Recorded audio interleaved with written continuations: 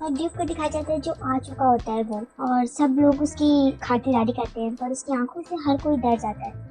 वैसे ना वो अनाथ आश्रम एक पहाड़ की चोटी पर है जहाँ पे हमेशा बर्फ गिरी रहती है और ठंड रहती है। ड्यूक वहाँ पर सोचता है कि क्या ये माहौल बच्चों के लिए ठीक रहेगा, हमेशा बर्फ से घिरा रहना और ठंडी इतनी, क्या बच्चे इसे झेल सकते हैं। और वैसे भी यहाँ कोई घोड़ा गाड़ी आसानी से आ भी नहीं सकती है, अगर कोई बीमार पड़ गया तो उसके देखभाल कैसे होती होगी यहाँ पर। जहाँ पे ड्यूक ली कहता है कि वो डायरेक्टर कहाँ है, यहाँ की हेड, वो मेरे स्वागत के लिए यहाँ नहीं आई। जहाँ पे वो दोनों बहाना बनाते हुए कहते हैं कि उन्हें कोई काम था, वो कुछ तैयारी करें और वो जल्दी ही यहाँ पर आएंगी। पर ड्यूक के सामने ये सब कहाँ चलने वाला था, तो ड्यूक कहता है गुस्से में कि मुझे बस ये बताओ कि बच्चे कहाँ पर हैं। वरना ड्यूक से कुछ भी कोई साफ साफ नहीं कह रहा होता है, ड्यूक को गुस्सा आ रहा होता है। एक्चुअली वो लोग ड्यूक से डर रहे होते हैं। एक्चुअली वो वहाँ पर ड्यूक को रोकने की बाहरी कोशिश कर रहे होते हैं, पर ड्यूक रोके ना रोके में से है। तो वो वहाँ ड्यूक कहता है कि कोई बात नहीं, मैं खुद ढूंढ लूँगा बच्चों को, और वो वहाँ से चला जाता है ये कहकर। और वो अपने असिस्टेंट से या फिर जो भी उसका साथी है वो उससे यही बातें कर रहा होता है कि यहाँ बहुत ठंड है, बच्चे कैसे रहते होंगे यहाँ पर। वो भी कहता है कि हाँ मुझे नहीं लगता कोई जिंदा भी होगा। वो उससे कहता है उल्टी सीधी बातें करना बंद करो, अगर फैलडार का बच्चा यहाँ पर है तो मैं उसे ढूंढ के रहूँगा, वरना मैं सबको मार दूंगा। और इसी बीच ना ड्यूक से कोई टकरा जाता है, एक लड़की, और वो ऑफकोर्स एडी होती है। वो कहती है कि ओह दर्द हो रहा है, अरे एक बच्ची। ड्यूक वहाँ पर कहता है कि ओह सॉरी प्लीज खड़ी हो जाओ। एडी तो वहाँ पे बहुत क्यूट लग रही होती है, शायद जानबूझ के क्यूट एक्ट करी है, वैसे तो वो बहुत ज़्यादा क्यूट है पर वो थोड़ा और ज़्यादा ड्यूक के सामने क्यूट परफॉर्म कर रही होती है। जहाँ पर पहली बार ड्यूक को देख के कोई बच्ची डरी नहीं, वो वहाँ पर कहती है ओह थैंक यू, एक बहुत प्यारी सी स्माइल के साथ। जहाँ पर ड्यूक कहता है कि इसकी आंखें, ड्यूक तो उसका चेहरा और उसकी आंखों में ही खो जाता है, उसे वो एकदम जानी पहचानी जैसी लगती है। जहाँ वो कहती है कि मैं तो शायद भी थोड़ी सी बीमार थी ना, तो शायद इसलिए मैं गिर गई, मुझे माफ़ करना, मुझे ध्यान रखना चाहिए था। जहाँ पे वो कहती है कि बाय द वे अंकल आप कौन है। जहाँ पे वो कहता है कि क्या अंकल, इसने ड्यूक को अंकल कहा। ड्यूक वहाँ पर चुपचाप खड़ा हो जाता है। वो कहता है कि मन में कहता है कि मैं तो अभी अपने 20s में हूँ, यानी कि मैं अभी 30 साल का भी नहीं हूँ। और वहाँ पर उसका असिस्टेंट जो भी होता है वो वहाँ कहता है कि ड्यूक उसे अपनी आंखों से डरा ना दे बच्ची को, इसलिए मैं ही उससे बातें करूँ तो ये ठीक होगा। पर तभी एडी कहती है कि ओह अच्छा तो मैं समझ गई, आप यहाँ किसी को अडॉप्ट करने आए हैं। जहाँ वो कहते हैं हाँ बिल्कुल तुमने सही कहा। दोनों हैरान होते हैं। वो बच्ची बहुत ज़्यादा प्यार से कहती थी तो फिर ठीक है, हाँ जिन बच्चों की आपको तलाश है ना, मुझे पता है वो कहाँ पर है। हाँ डायरेक्टर ने खास तौर पे ना उन काले बाल वाले और नीली आंखें वाले बच्चों को अपने रूम पे बुलाया है, उन 5 बच्चों को। ड्यूक वहाँ पर कहता है कि पर मुझे लगा कि उन टीचर ने कहा कि डायरेक्टर यहाँ पर नहीं है। असिस्टेंट कहता है कि हाँ मुझे ऐसा लग रहा है कि वो यहाँ ना होने का प्रिटेंड कर रही है, पर वो यहीं पर है। वो करना क्या चाहती है। ड्यूक कहता है मुझे कोई आइडिया नहीं है, पर मुझे कोई अच्छी फीलिंग नहीं आ रही है। थैंक यू, मुझे उसके बारे में बताने के लिए थैंक यू। यहाँ पे एडी कहती है कि हाँ मुझे भी आपसे मिलकर खुशी हुई और मैं अब चलती हूँ। और ड्यूक तो आके चला जाता है। यहाँ पे वो उसका असिस्टेंट एक पल के लिए उस बच्ची को देखता है, एडी को, और कहता है कि हाँ इस जगह पे एक अजीब बच्ची। ये पहली बार था जब ड्यूक को देखकर कोई बच्ची रोई नहीं है, बल्कि हंस के उसके सवालों का रिप्लाई कर रहा है। ये पहली बच्ची थी जिसने ऐसा करा।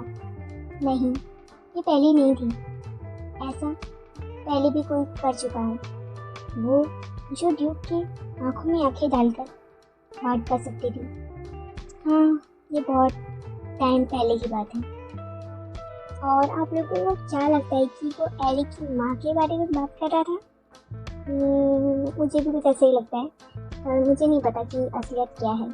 और ड्यूक को दिखाया जाता है जो वहाँ पर आ चुका होता है उनके रूम पे, और ड्यूक को देख के तो वहाँ पर बच्चे रोने लगते हैं।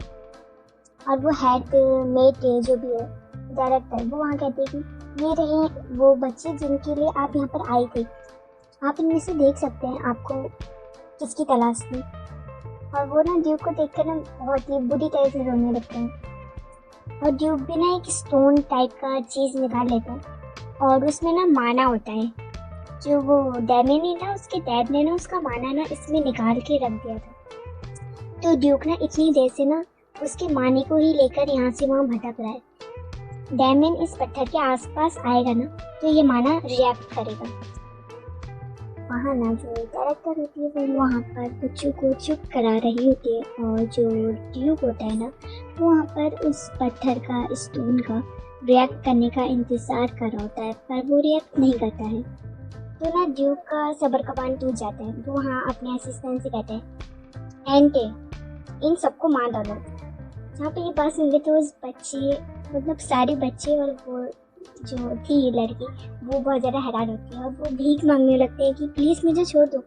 मतलब वो जिस बच्ची की आपको तलाश थी ना वो इसमें ज़रूर होगा, आप एक बार फिर से देख लो।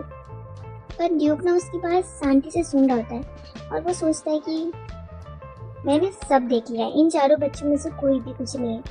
क्या मुझे एक बात याद आई, उस बच्ची ने कहा था कि यहाँ पर 5 बच्चे हैं, इसका मतलब एक मिसिंग है। अब ड्यूक तो बहुत ज़्यादा गुस्से में हो जाता है। वो अपनी तलवार निकाल लेता है और कहता है कि मुझे सच सच बताओ यहाँ क्या चल रहा है और वो बच्चा कहाँ है जिसको तुम छुपाने की कोशिश कर रही हो। अगर तुमने अब भी सच नहीं बोला तो तुम मर जाओगी।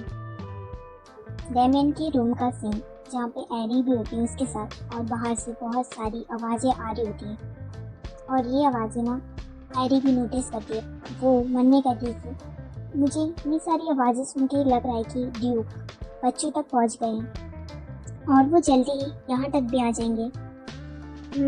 अब मुझे लग रहा है कि डैमियन को मुझे छोड़ के दूर जाना होगा, पर ये सोच के मुझे अच्छा नहीं लग रहा है, पर डैमियन के लिए यही सही होगा। और एरी डैमियन से कहती है कि डैमियन आज तक तुमने बहुत सारी चीज़ों का सामना अकेले किया है, पर अब से तुम्हें ऐसा करने की ज़रूरत नहीं होगी। जहाँ पे डैमियन कहता है अपनी कांपती हुई आवाज़ से कि क्या मतलब है तुम्हारा एरी। और एरी वहाँ कहती है कि डैमियन मैंने अपना प्रॉमिस निभाया, यानी कि मैंने अपना प्रॉमिस पूरा किया है कि मैं तुम्हें तुम्हारी फैमिली से मिलवाऊंगी। और उसी पल ड्यूक भी दरवाजे से अंदर आ जाता है। जहाँ पे एरी की बात सुन के तो डैमियन का रिएक्शन होता है कि क्या मेरी फैमिली और ये कौन है। और तभी ड्यूक आगे आता है और उसका असिस्टेंट जो वो लड़का होता है एंटी, वो वहाँ मन में कहता है कि मैंने ड्यूक को कभी इतना बेचैन नहीं देखा, बस एक बार देखा था जब मैडम की मौत हुई थी।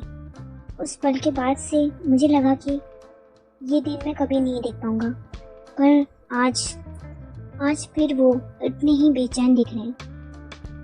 और ड्यूक डैमियन के बेड के पास जाता है और वो कहता है मन में, और वो सोचता है कि ये बच्चा तो पहले से बहुत ज़्यादा कमज़ोर है और छोटा भी। और ड्यूक वहाँ पर अपनी तिरछी नज़र एडी की ओर डालता है और कहता है कि अच्छा ये तो वो बच्ची है जिससे मैं टकराया था। और जब डैमियन ये देखता है ना तो वो एडी के सामने खड़ा हो जाता है। वहाँ पर एडी कहती है कि डैमियन अभी तुम्हारी तबीयत ठीक नहीं है, तुम्हें आराम करना चाहिए। पर डैमियन वहाँ ड्यूक ली से कहता है कि तुम अपनी डरावनी नज़रों से एडी को मत देखो, अगर तुमने उसे छूने की हिम्मत की तो मैं तुम्हें नहीं छोड़ूंगा। और जो ड्यूक ली होता है ना वो वहाँ पर इम्प्रेस हो जाता है डैमियन से। वो वहाँ कहता है कि अरे ये तो छोटा होने के साथ साथ काफ़ी जंगली भी है। अच्छा तो बच्चे तुम इसकी रक्षा करना चाहते हो, यानी कि प्रोटेक्ट करोगे, पर कैसे? तो लाइक और कमेंट किया करो भाई, 50-100 लाइक और कमेंट तो होने चाहिए। अगर ऐसा नहीं हुआ ना तो अगली वीडियो बहुत ज़्यादा लेट आएगी, फिर मुझसे मत कहना।